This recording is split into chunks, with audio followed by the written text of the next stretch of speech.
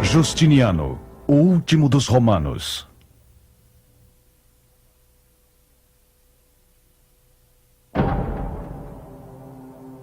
Ele nasceu pobre, camponês das províncias do leste. Mesmo assim, governou por quase 40 anos. E aceitaria o desafio de tentar reunir o mundo romano. Mas, ao fazê-lo, o imperador Justiniano seria lembrado como o último dos romanos.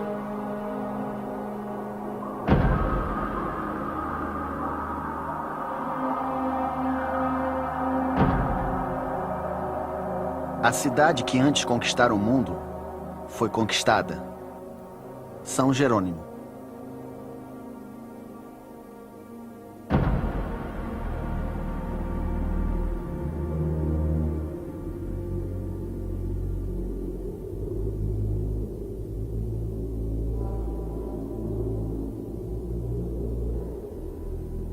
Petrus Sebastius, que mais tarde se tornou o imperador Justiniano, nasceu no começo de 480. Era filho de camponeses da província de Trácia, a Sérvia moderna. Sua vida era dura.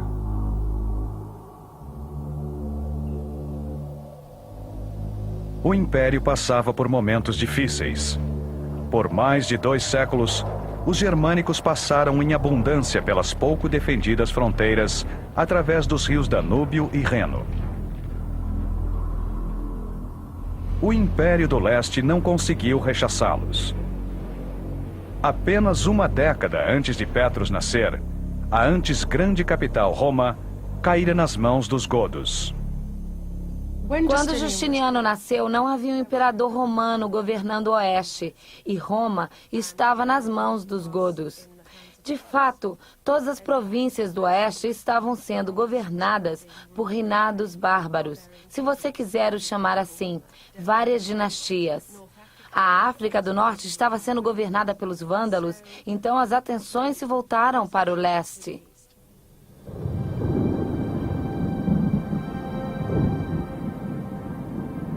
O lado leste do Império resistiu o suficiente para sobreviver às pressões bárbaras. No coração deste império estava a cidade de Constantinopla. Quando jovem, Justiniano sonhava em fugir da pobreza provinciana e fazer a longa viagem para a capital. Seu tio Justino deixou a Trácia desta forma e se tornou um importante oficial da guarda do Palácio do Império do Leste. Justiniano ficou grato quando seu tio finalmente o convidou a acompanhá-lo. Justiniano chega em Constantinopla vindo de uma das mais primitivas províncias do Império Romano. A província Trácia seria como se tivesse vindo das montanhas que ficam entre o país de Gales e a Escócia para Londres. Justiniano vai para Constantinopla sendo parente de um homem que é bem importante em termos imperiais. Então, ele vem dessa província distante para o coração de tudo, o coração cerimonial, a pompa, para a ostentação dessa grande cidade.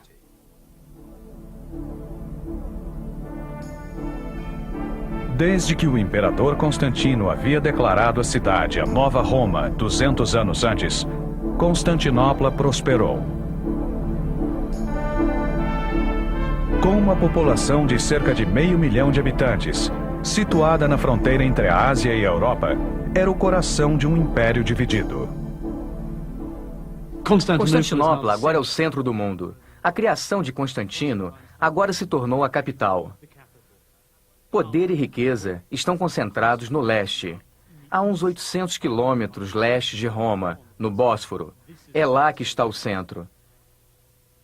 É claro que, de certa forma, essas pessoas são gregas. Elas não falam latim, elas falam grego.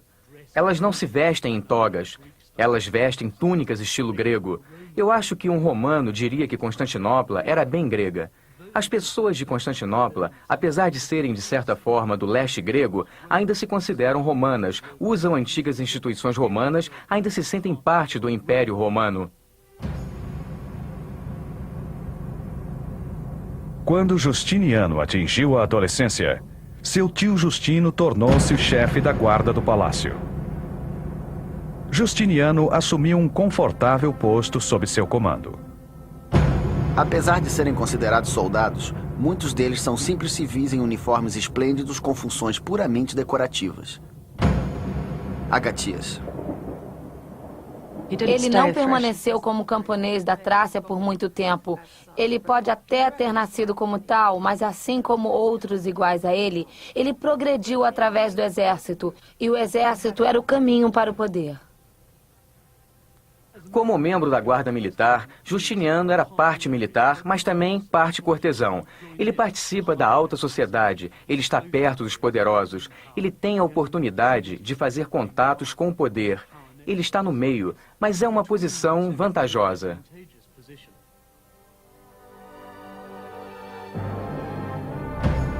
Sob a proteção do tio, Justiniano usufruía dos privilégios da vida na corte. Com o passar dos anos, lentamente foi subindo na hierarquia imperial.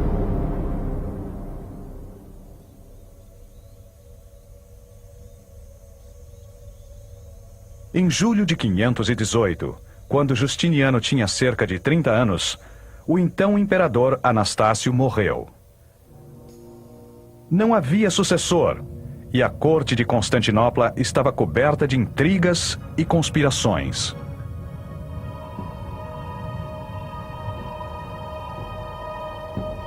Após uma noite de reuniões secretas e subornos excessivos, a vontade da guarda imperial provou-se decisiva. Foi Justino, o tio de Justiniano, que foi declarado o novo imperador.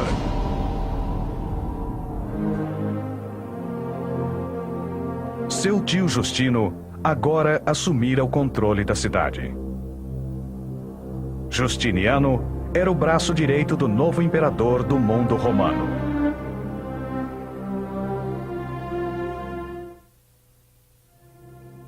Justino era inculto e mal educado. Justiniano cuidava de todos os negócios de Estado. Procópio.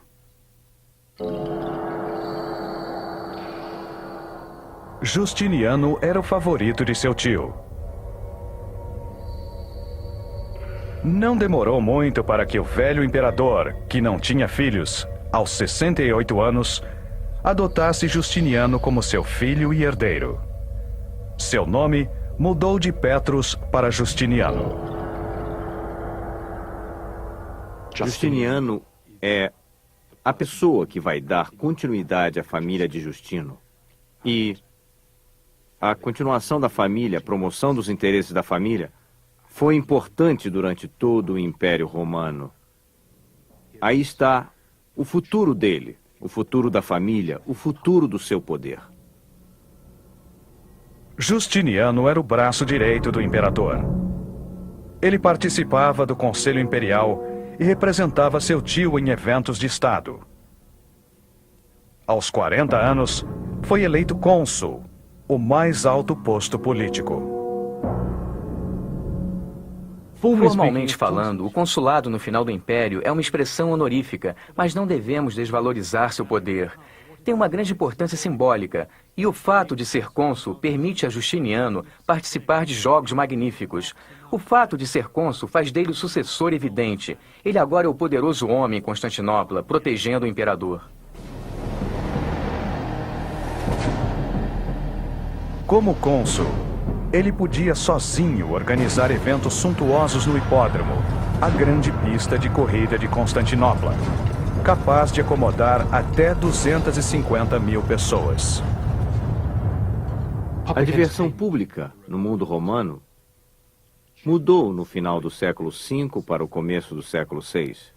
As formas de diversão tradicionais, como as lutas de animais selvagens e os combates com os gladiadores, foram todas elas proibidas. E a única forma de diversão que restou para eles foram as corridas de bigas, que ocorriam nos hipódromos, situados nas grandes cidades do Império. Corridas de bigas entre 4 times: os azuis, os verdes, os vermelhos e os brancos. Cada time atraía um enorme grupo de seguidores. Muitas vezes sem regras, pobres e violentos, esses eventos circenses dominavam a cidade. Durante um desses eventos, Justiniano conheceu uma artista exótica chamada Teodora.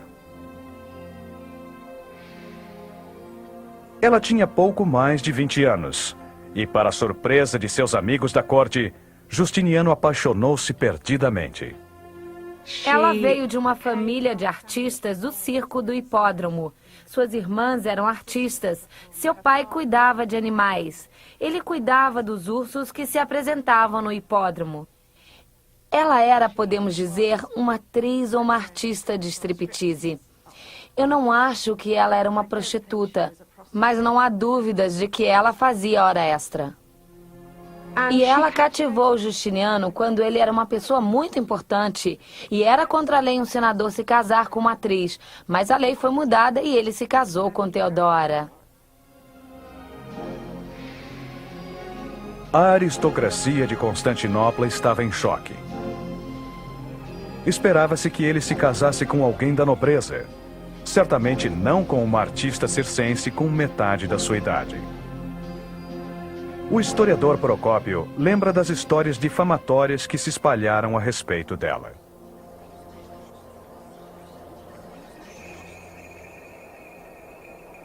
Teodora se deitava no chão com o rosto para cima. Os serventes espalhavam grãos de cevada pelo seu corpo e gansos especialmente treinados retiravam um por um. Frequentemente ela ia a festas onde cada um levava sua própria comida com 10 jovens homens ou mais, todos no auge de sua forma física e com o objetivo de fornicar. Ela se deitava com cada um deles por toda a noite, deixando-os num profundo estado de exaustão. Procópio.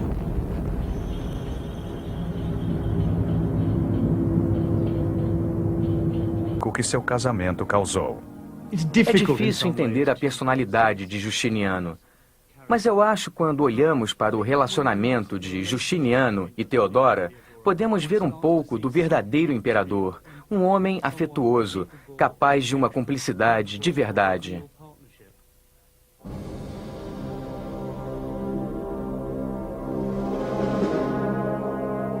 Em 527, Justino morreu.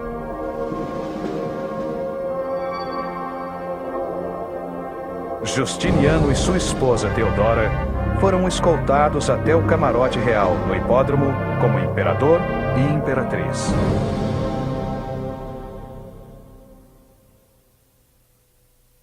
Escondam-se em seus apartamentos caso descubram que vocês são mortais.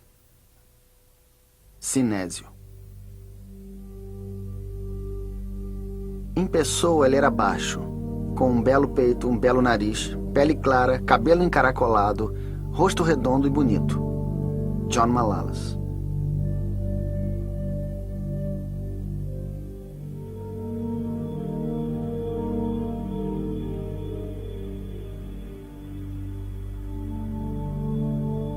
Justiniano voltou-se para o mundo fechado e secreto da corte imperial.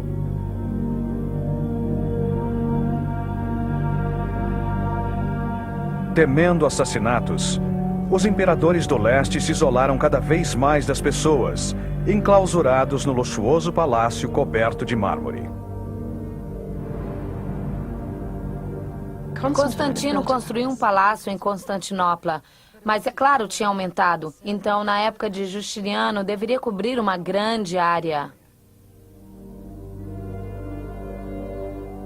É um grande complexo de salas, salas de audiência, apartamentos privados, habitados por uma variedade de oficiais do Estado, eunucos, escravos, serventes, todos os tipos de assistentes. E tinha uma passagem privada para o hipódromo para que o imperador pudesse ir para o seu camarote real.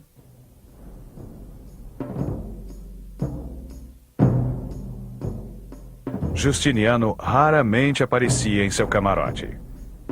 Vestido em seda, ouro e pedras preciosas, cercado por sua guarda elaboradamente vestida, eunucos e sacerdotes, era uma figura impressionante, mas distante. O cerimonial da corte nesse período já é altamente complexo. É necessário um cortês especializado para saber qual é a etiqueta real correta. Justiniano e Teodora eram ambos rigorosos em relação a cerimoniais da corte. Acho que parte porque eles se preocupavam com sua segurança, mas também porque ambos vêm de posições sociais insignificantes e precisavam usar o ritmo e a estrutura dos cerimoniais da corte para enfatizar suas posições e para manter a barreira entre eles e a aristocracia romana e assassinos potenciais.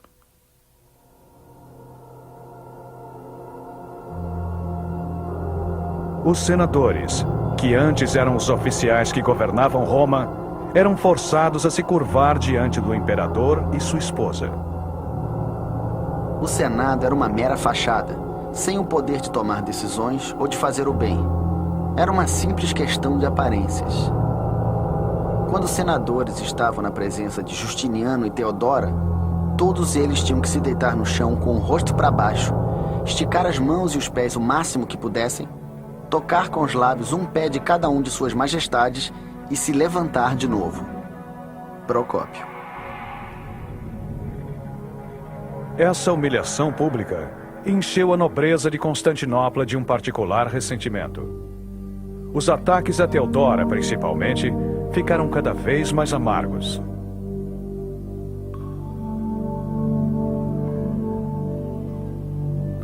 Para as necessidades do seu corpo, ela devotou uma atenção desnecessária. Ela tinha muita pressa para se banhar e pouca vontade de sair. Apesar de passar a maior parte do dia em função do seu narcisismo, ela se achava perfeita para administrar todo o Império Romano. O imperador não tomava conhecimento do que estava acontecendo. Mas dentro dos limites e do sigilo do palácio, Justiniano estava criando planos grandes e ambiciosos. Justiniano certamente tinha projetos bem grandes. Seu primeiro grande projeto era a codificação das leis romanas. Isso não tinha sido feito. Havia um código de lei do século V, mas muitas leis não haviam sido incluídas nele. Então ele criou uma comissão. E o trabalho terminou com várias publicações importantes num período bastante curto de tempo. E através delas, as leis romanas chegaram à Europa Ocidental. Foi seu primeiro projeto. Justiniano era um homem que acreditava num governo de leis. As leis, a organização das leis, eram de importância vital para Justiniano. E isso é algo que ambos, Césares, Júlio César e Augusto, teriam ficado satisfeitos. Justiniano acreditava em controlar a sociedade.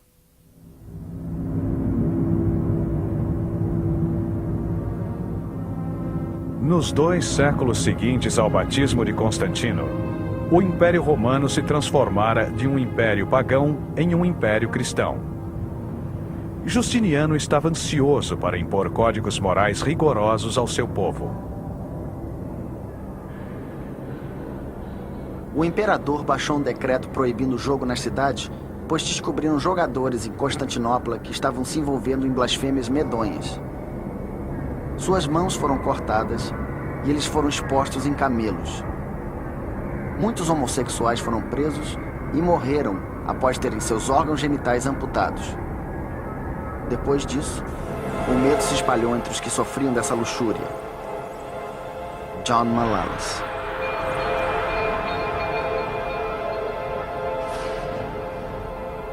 Justiniano tentou acabar com as atividades ilegais das facções circenses.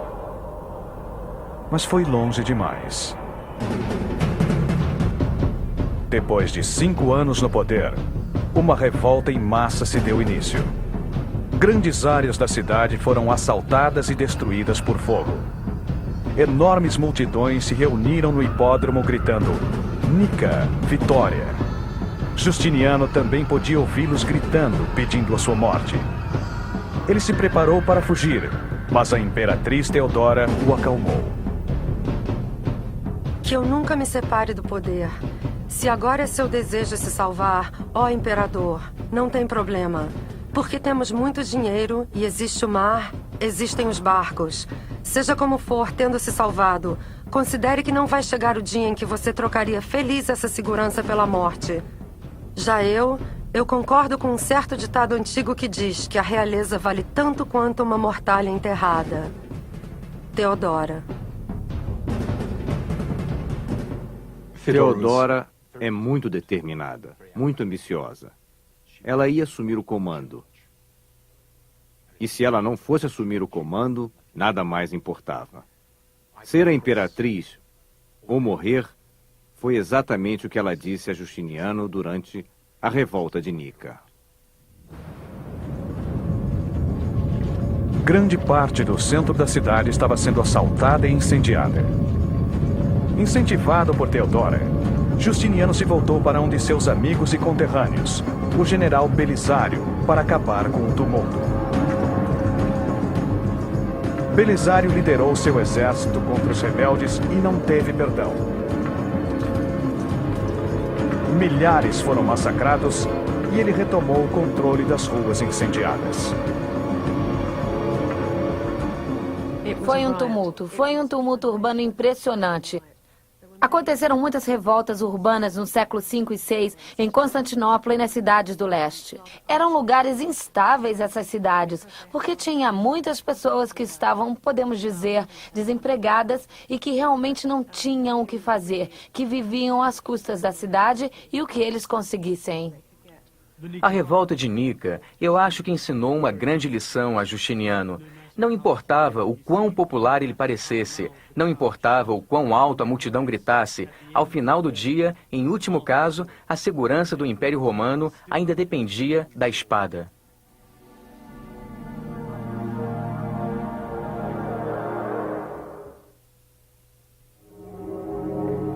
Justiniano fez o Estado ficar mais ilustre com a expulsão dos bárbaros. Procópio. Justiniano retomou o controle da capital. Mas para consolidar seu controle do poder, precisava de sucesso militar no exterior. O Império do Leste vinha lutando contra os persas há décadas. Mas por causa de Justiniano, as campanhas cessaram.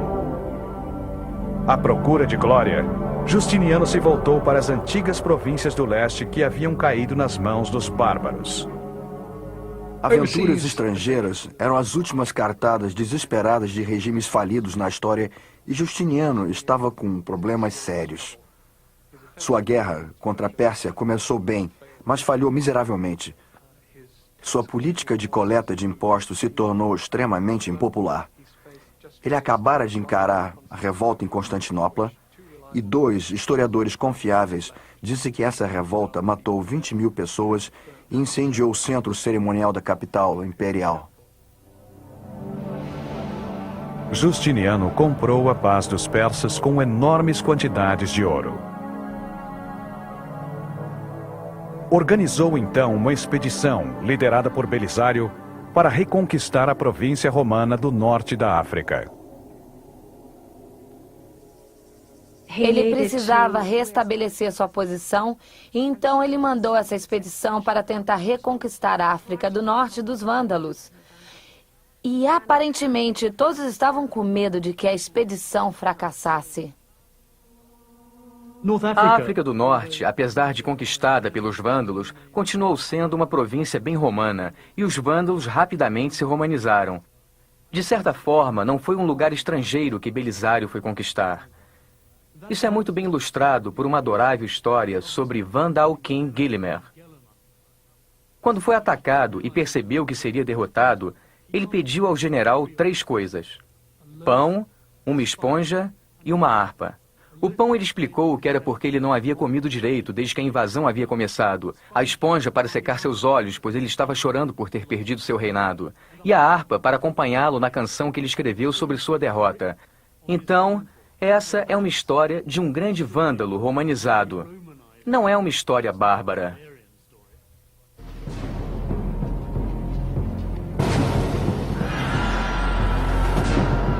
Belisário contava com um pequeno exército sob seu comando, mas em 2 anos dominou o reinado vândalo.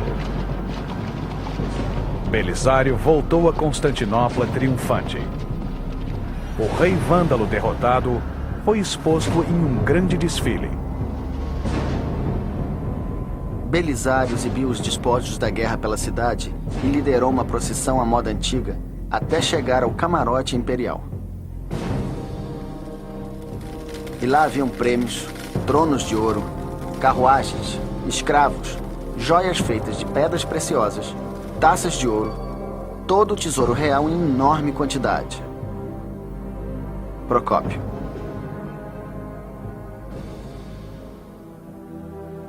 A iniciativa de Justiniano deu resultado. O sucesso na África do Norte encorajou uma decisão mais significativa. Ele resolveu enviar seu exército para reconquistar o resto do Império do Leste. Se Justiniano queria reconquistar o Império do Leste desde que assumiu o poder ou não, é a grande pergunta milionária. A maioria das pessoas acha que sim. Na minha opinião, ele não queria. Foi só depois do sucesso fenomenal e inesperado na África do Norte, derrotando os vândalos, que pequenas ideias, pequenas luzes acenderam na sua cabeça e ele começou a pensar: nós podemos fingir que estamos reconquistando o Império. Seu primeiro objetivo era retomar Roma e a Península Itálica dos Godos. O que é importante lembrar sobre os godos é que eles não são bárbaros bebedores de cerveja. São homens que muitas vezes são mais romanos que os próprios romanos. Eles são muito cuidadosos ao usar a toga e antigos ofícios republicanos. A Itália permaneceu um lugar muito romano, de certa forma mais romana que o leste da Grécia, Constantinopla. Belisário e suas tropas chegaram ao sul da Itália e seguiram em direção ao norte. Os godos lentamente se retiraram. Em 537 d.C., Belisário retomou o antigo coração do Império, a grande capital de outrora, Roma.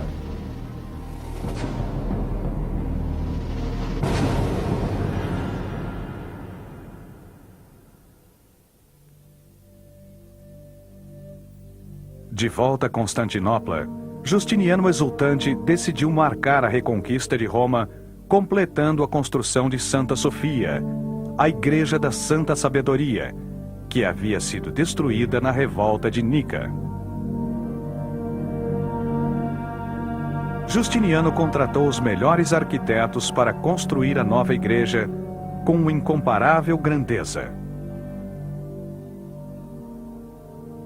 Justiniano, eu acho, era um grande construtor.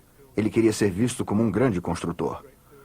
Um grande construtor de muros, um grande construtor de igrejas. A defesa do Império e a sua saúde espiritual estavam seguras nas suas mãos.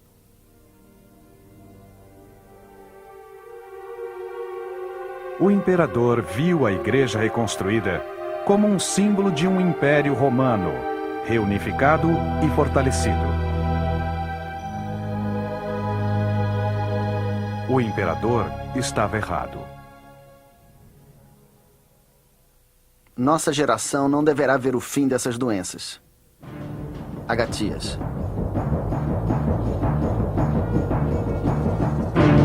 No ano de 540, Belisário estava avançando em direção à capital dos godos, na cidade do norte da Península Itálica, chamada Ravenna.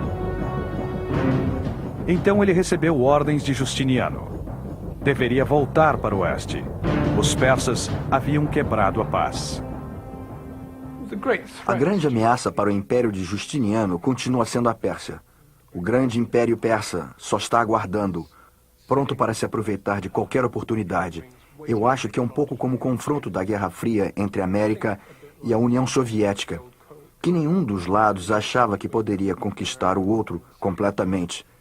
Mas qualquer momento de fraqueza estava lá para ser explorado.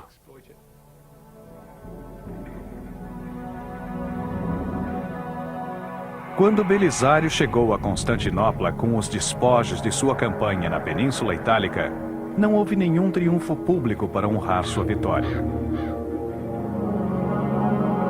Justiniano começava a temer a popularidade de seu bem-sucedido comandante. Belisário é um dos comandantes mais bem-sucedidos de Justiniano. E é isso que faz com que Belisário seja muito perigoso. Justiniano pertence a uma dinastia que chegou ao poder como resultado de um golpe militar. O sucesso de Belisário naturalmente deixou Justiniano nervoso. Não é nenhuma surpresa que ele tenha rebaixado Belisário, que ele o tenha envergonhado. Qualquer imperador inteligente teria feito o mesmo com um comandante tão bem-sucedido. Nos anos seguintes, Justiniano mandou Belisário ir e vir entre a Itália e a Pérsia, nunca com homens ou material suficiente para um combate decisivo em nenhuma das guerras.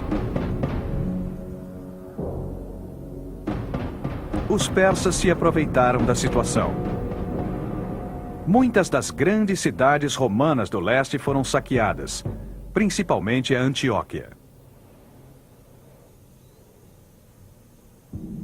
Edifícios maravilhosos foram saqueados e a riqueza da cidade voltou para a Pérsia.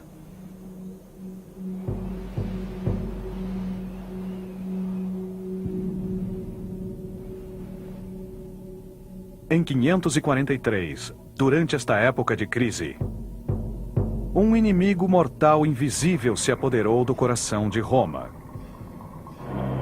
Uma nova doença, a peste bubônica.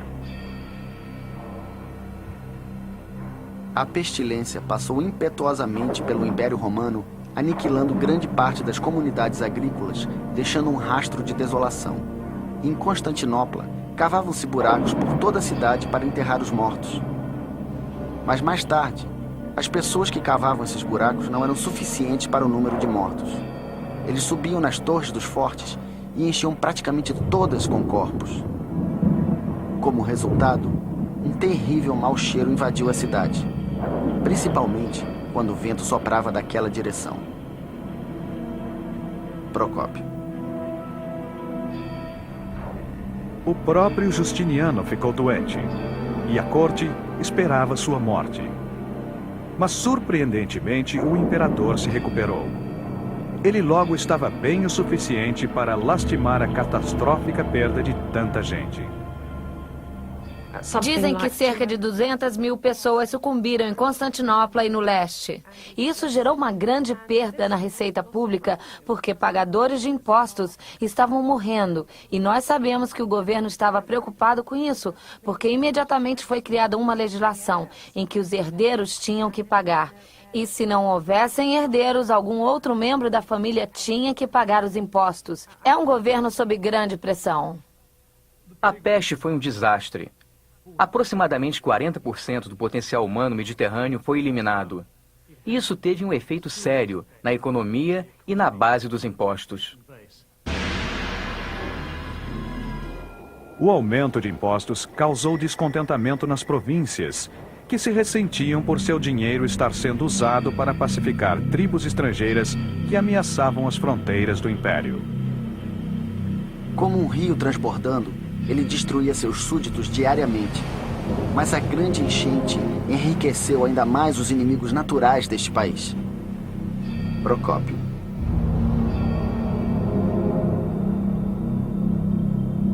A coleta de impostos foi reforçada ainda mais. Todas as províncias deveriam pagar, independentemente de uma má colheita ou peste violenta. Se um fazendeiro morresse, seu vizinho deveria pagar por ele. O Império Romano estava dependendo dos impostos. E com certeza, podemos dizer que por volta do século VI, devido ao número de guerras que tinham que ser lutadas e os grandes gastos para defender as fronteiras, que o Império Romano estava começando a desmoronar. Justiniano estava agora nos seus 60 anos. Havia governado por 20 anos. O império que ele acreditava ter restaurado estava desmoronando. Estava sofrendo uma grande ameaça na negligenciada fronteira do norte. Exércitos eslavos e búlgaros estavam por toda parte do império, destruindo cidades e vilas. Chegaram aos muros de Constantinopla e só foram repelidos a grande custo.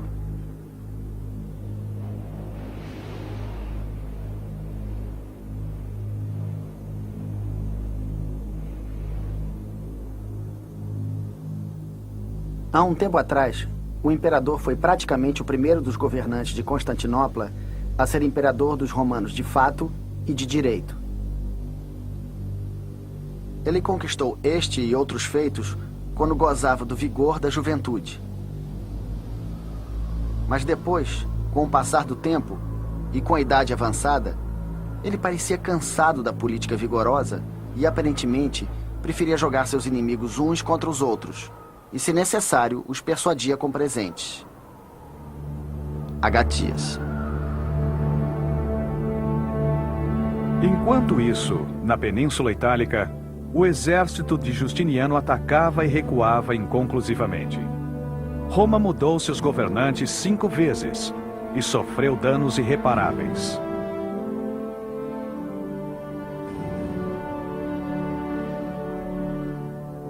Com o passar dos anos, Justiniano continuou protegendo suas fronteiras, construindo e solidificando fortificações da África do Norte até a Síria.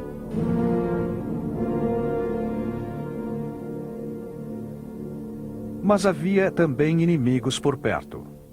Em Constantinopla, Justiniano foi atacado por seus antigos oponentes aristocráticos. Para eles, ele continuava sendo um camponês novo rico que fez de uma prostituta sua imperatriz. Para a maioria da população, era um tirano, abusando deles com impostos injustos. Uma nova exigência moral aumentou ainda mais o clima de amargura e descontentamento. Justiniano deu ordens para que todos os lugares de diversão fossem fechados. Tanto em particular quanto em público, havia desgosto e depressão. Rir não fazia mais parte da vida. Procópio. Mas as glórias desse regime acabaram. O futuro só traria decadência.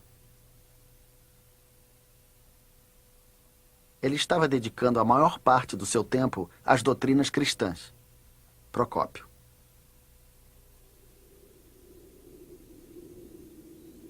Em 548, a parceira de Justiniano, Teodora, morreu. Ela havia sido um apoio vital para ele e seu regime. Justiniano ficou arrasado com a morte de Teodora, de câncer. Ele, de certa forma, nunca se recuperou. Ele ficou cada vez mais no palácio e cada vez mais inacessível. Eu acho que nos últimos 10 anos de vida de Justiniano, nós vemos em seu isolamento não senilidade, mas o luto sincero pela perda da parceira que ele amava profundamente. Nós temos uma imagem muito hostil de Justiniano e Teodora dos contemporâneos. Eles os representam como demônios em formas humanas. Eles eram tidos como os responsáveis por guerras que mataram milhões de pessoas no norte da África, Itália e outros lugares. É claro que todo autocrata teria esse tipo de reação. E eu acho que quando Justiniano ficou mais velho, ele foi ficando mais triste e desiludido, principalmente depois da morte de Teodora em 1548. Isolado em seu palácio, Justiniano contemplava seu fracasso. Seu exército na Península Itálica, ironicamente, causou mais danos à vida romana do que os godos romanizados. As províncias do norte e do oeste estavam mais decadentes que nunca.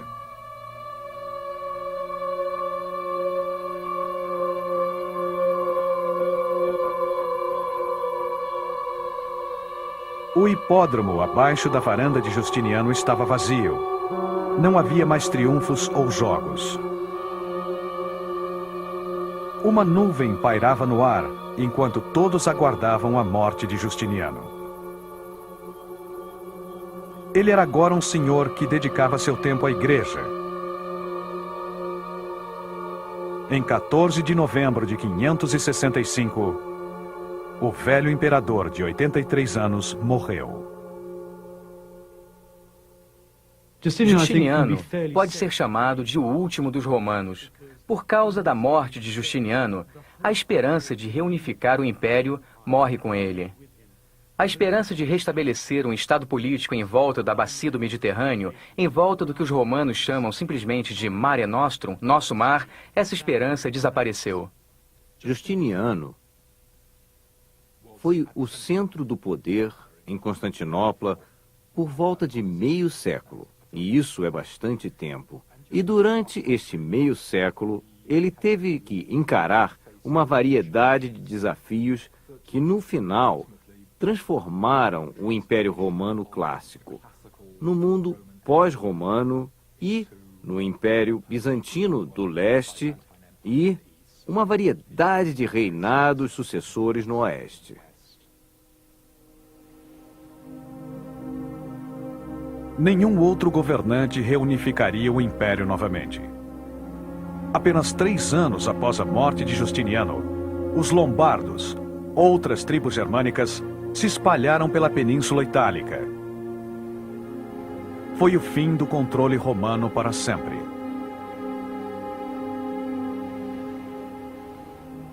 Eu acho que com os Césares, o que nós vemos é uma luta para manter o império unificado à volta do Mediterrâneo, tanto politicamente como culturalmente. Eu acho que com o último dos Césares, Justiniano, essa ambição é perdida para sempre. As invasões islâmicas vão separar a África do Norte politicamente e mudar sua cultura. Com o último dos Césares, nós vamos da ideia de uma unidade clássica à ideia de uma diversidade medieval. Nós vamos de um mundo onde os imperadores romanos estavam familiarizados com novos reis e novas conquistas, um mundo de Césares, a um mundo dominado por Maomé e Carlos Magno.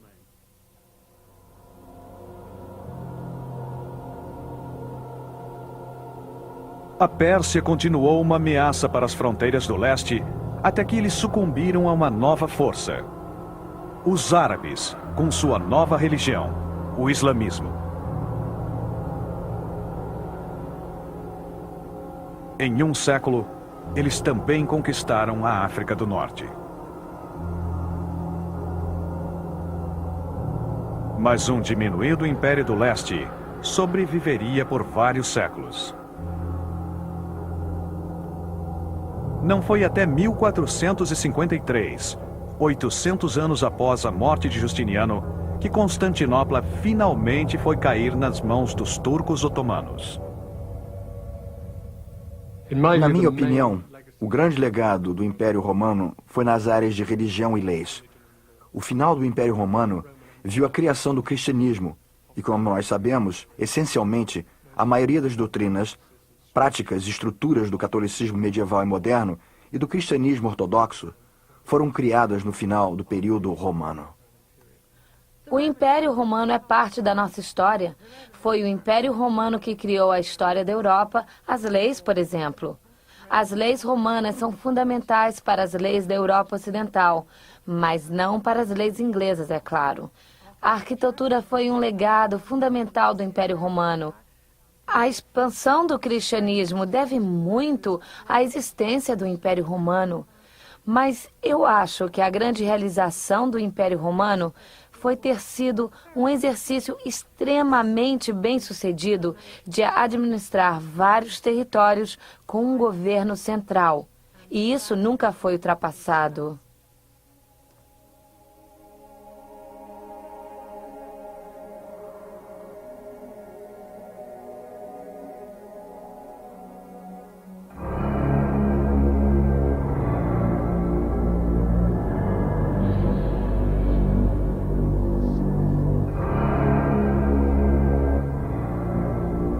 Justiniano foi o último imperador a governar um Império Romano unido.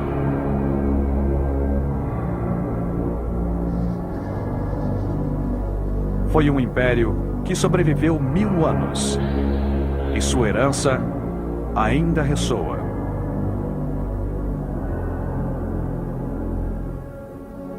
Assim como a herança de seus Césares.